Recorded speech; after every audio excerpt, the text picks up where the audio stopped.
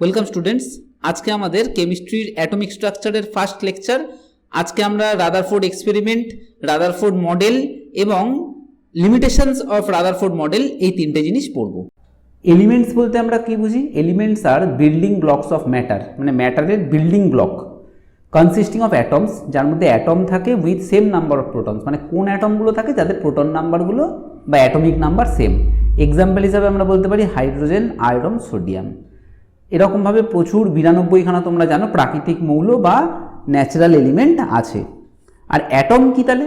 Atom is the smallest unit of element, মানে এলিমেন্টের সবথেকে ছোট যে কণা তাকে আমরা বলি atom, which contains all properties of the element, যার মধ্যে এই এলিমেন্ট বা মৌলের সমস্ত ধর্মই থাকে।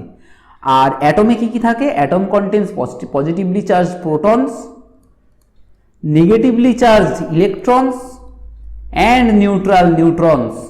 Protons and neutrons present at the center of the atom in a small volume is called nucleus.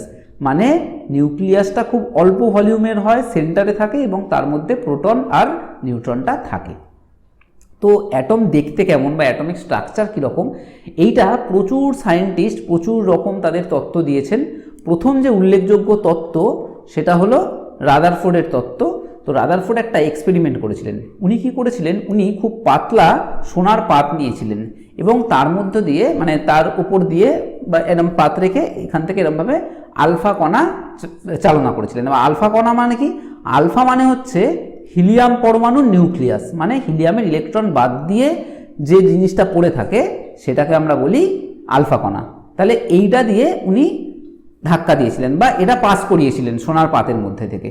এবং উনি যেটা দেখেছিলেন সেটা হচ্ছে বেশিরভাগ আলফা কণা আনডেভিয়েটেড অবস্থায় পাস করে চলে গেছে। খুব কিছু কিছু আলফা কণা একটু ডেভিয়েট হয়েছে, দেখো একটু ডেভিয়েট হয়েছে, মানে এই ডেভিয়েট হয়েছে, অল্প অল্প ডেভিয়েট হয়েছে, মানে যেটা অরিজিনাল পাথ ছিল সেই পাথ থেকে একটু একটু বেঁকে গেছে। আর ভেরি ফিউ, মানে 1 of 20,000, মানে 20,000-এর মধ্যে একখানা আলফা পার্টিকেল কি করেছে? পুরো 180 ডিগ্রিতে ব্যাক করেছে। এটা উনি অবজার্ভ করেছিলেন এবং এই অবজারভেশন থেকে উনি কিছু সিদ্ধান্তে এসেছিলেন। তো এই অবজারভেশনটাই এরপরে দেখো সুন্দর করে লেখা আছে। অবজারভেশনটা কি ছিল? বলছে a major fraction of alpha particles bombarded toward the gold sheet passed through the sheet without any deflection, যেটা বললাম, and hence most of the space in an atom is empty. তার মানে উনি কি বললেন যে বেশিরভাগ আলফা কণা যেহেতু ডিফ্লেক্ট না করে পাস করে চলে যাচ্ছে, সুতরাং অবশ্যই একটা অ্যাটমের বেশিরভাগ জায়গা ফাঁকা, কারণ যদি ফাঁকা না থাকতো তাহলে তো ধাক্কা লাগার সম্ভাবনা থাকতো, তাই না?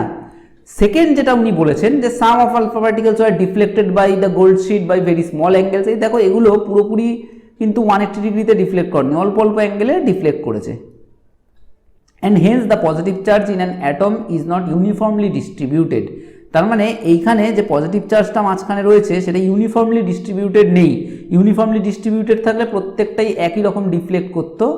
Are the positive charge in an atom is concentrated in a very small volume, ছোট্ট একটু ভলিউমের মধ্যে কিন্তু পজিটিভ চার্জটা কনসেন্ট্রেটেড হয়ে আছে। এই পজিটিভ চার্জটারই নাম আমরা দিয়েছি প্রোটন। আর একটা কথা বলা আছে দেখো, যে very few alpha particles were deflected back. বললাম আগেরটাতেই, that is only a few alpha particles had nearly 180 degree angle of deflection, মানে পুরোপুরি উল্টো দিকে চলে গেছে, এটা খুব কম আলফা পার্টিকেল হয়েছে। So the volume occupied by the positively charged particles in an atom is very small as compared to the total volume of the atom. তার কারণ হচ্ছে খুব মাইনিউটলি একটা হার্ড পার্টিকেল যদি থাকে এবং সেটা যদি অনেক ভারী হয়, এখানে আরেকটা কথাও বলা উচিত, সেটা হচ্ছে যে most of the mass also concentrated at centre. তার কারণ হচ্ছে কোনো একটা ভারী পার্টিকেল যদি থাকে তবেই একটা হালকা পার্টিকেল এসে ধাক্কা দিয়ে আবার ব্যাক করে চলে যেতে পারে। তুমি ভাবো দেয়ালটা খুব ভারী, তুমি একটা বলকে দেয়ালে এরকমভাবে ধাক্কা দিলে বলটা আবার তোমার দিকে ফিরে চলে আসে, এই একই কেস এইখানে হচ্ছে। তাহলে এই কনক্লুশন যে বেশিরভাগ অ্যাটমের জায়গাটা ফাঁকা, মাঝখানে নিউক্লিয়াস থাকে, এর মধ্যেই চার্জটা কন্টেন করে, আর পজিটিভলি চার্জ থাকে, আর মাসটাও ওই সেন্টারটাতে বা নিউক্লিয়াসটাতেই কনসেন্ট্রেটেড হয়ে থাকে। এটা ওনার অবজারভেশন ছিল। তাই দিয়ে তিনি ওনার মডেলটা উল্লেখ করলেন। ওই মডেলটা কি বলছে? বলছে the positive charge and most of the mass of an atom is concentrated in an extremely small volume, he called this region of the atom as nucleus. বলে দিয়েছে এই জিনিসটা, মাঝখানে নিউক্লিয়াসে ম্যাক্সিমাম মাস আর চার্জটা থাকে, খুব ছোট্ট ভলিউমের মধ্যে। Rutherford's model proposed that the negatively charge electron surrounded the nucleus of an atom, মানে অ্যাটমের নিউক্লিয়াসের চারদিকে সারাউন্ড করে ইলেকট্রনগুলো ঘুরছে। উনি বলেছেন কি, he also claim that the electron surrounding the nucleus revolve around it with very high speed in circular path. দেখো এই যে ইলেকট্রনগুলো এরকম সার্কুলার পাথে ঘুরছে, এই পাথগুলোর উনি নাম দিয়েছিলেন orbit. This paths are also known as orbits. আর উনি আরেকটা কথা বলেছিলেন যে ইলেকট্রনস বিং নেগেটিভলি চার্জ, যেহেতু ইলেকট্রনের আধান negative, and the nucleus being a densely concentrated mass of positively charge particles, এবং মাঝখানটা যেহেতু খুব ভারী পজিটিভ চার্জ পার্টিকেল দিয়ে তৈরি, are held together by a strong electrostatic force of attraction, এদের মধ্যে স্ট্রং ইলেকট্রোস্ট্যাটিক অ্যাট্রাকশন বা যেটাকে আমরা কুলম্ব ফোর্স বলেও জানি, সেই ফোর্স দ্বারা এরা আবদ্ধ হয়ে একটা অ্যাটম তৈরি করেছে। এটা একটা মোটামুটি স্যাটিসফ্যাক্টরি এক্সপ্লেনেশন তখনও পর্যন্ত ছিল, কিন্তু এরও কিছু কিছু ত্রুটি দেখা গেল, সেটাকে আমরা বলি লিমিটেশনস অফ রাদারফোর্ডস মডেল। যে রাদারফোর্ডের যে মডেলটা, ঠিক আছে, আমরা কিছুই প্রেডিক্ট করতে পারছিলাম না, তার থেকে একটা ভালো মডেল পেয়েছি, একটা মোটামুটি আকার আকৃতি পেয়েছি, বাট কিছু কিছু লিমিটেশনও আছে।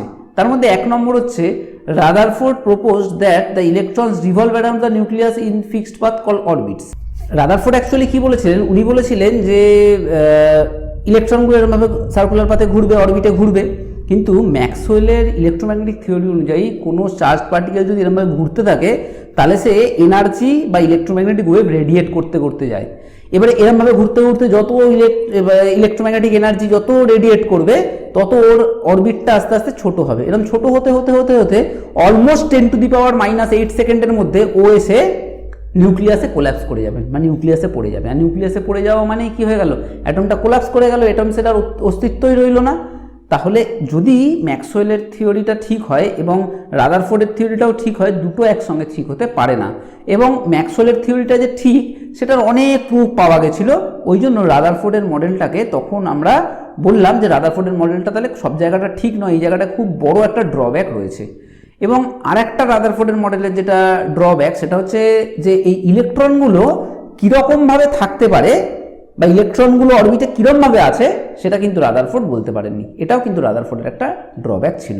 তো এই ড্রব্যাকগুলোর জন্য রাদারফোর্ডের মডেলটা আর গৃহীত না হয়ে পরবর্তীকালে নিলস বোরের একটা মডেল, যেটাকে আমরা বোরস মডেল বা বোরস অ্যাটমিক মডেল বলে জানি, সেই মডেলটা চালু হয়েছে। নেক্সট ক্লাসে আমরা বোরস অ্যাটমিক মডেলটা দেখব।